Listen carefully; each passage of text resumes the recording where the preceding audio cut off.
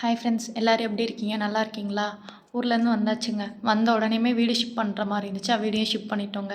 அதனால் 2 நாளாக சமைக்கலைங்க. இப்போ தாங்க சமைக்கிறேன். ரொம்ப பெருசாலாம் எதுவும் செய்யலைங்க. தோசை செஞ்சு அதுக்கு நிலக்கடலை சட்னி வச்சிடலாம் தாங்க பிளானு. நானும் நிலக்கடலை வறுத்து அதுக்கப்புறம் அதோட தேங்காய் வத்தல் அப்புறமா வெள்ளைப்பூடு போட்டு அரைச்சி வச்சுட்டேங்க. அப்புறமா தக்காளி சட்னி கிரேவினஸாக இருந்துச்சா, சரி தக்காளி சட்னி வச்சிடலான்னு சொல்லிட்டு தக்காளி சட்னிக்கு ரெடி பண்ண ஆரம்பிச்சிட்டேங்க. தக்காளி சட்னிக்கு பெருசாக எதுவும் கிடையாதுங்க. எண்ணெய் ஊற்றி உளுந்தம்பருப்பு போட்டு வத்தல் போட்டு அதுக்கப்புறம் வெங்காயம் நான் சின்ன வெங்காயம் பெரிய வெங்காயம் ரெண்டுமே போடுவேங்க. ரெண்டுமே போட்டால் கொஞ்சம் டேஸ்ட் நல்லாயிருக்கும். அதுக்காக ரெண்டுமே போடுவேங்க. ரெண்டுமே போட்டதுக்கப்புறம் அது நல்லா வதங்கினதுக்கப்புறம் நான் நிறைய கருவேப்பிலை போடுவேங்க. நிறைய கருவேப்பிலையும் நிறையா கொத்தமல்லியும் போடுவேங்க. அது இன்னும் டேஸ்ட் நல்லாயிருக்குங்க. அது போட்டு நல்லா அது வதங்கினதுக்கப்புறமா தாங்க தக்காளி போடுவேன். தக்காளி போட்டு நல்லா வதங்கினதுக்கப்புறம் கடைசியாக கொஞ்சோண்டு தேங்காய் போடுவேங்க. தேங்காய் போட்டோன்னே இறக்கிடுவேங்க.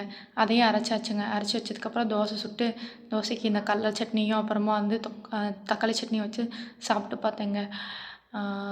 பயங்கரமான காரங்க. இங்கே இருக்க மிளகா ரொம்ப காரமாக இருக்குங்க.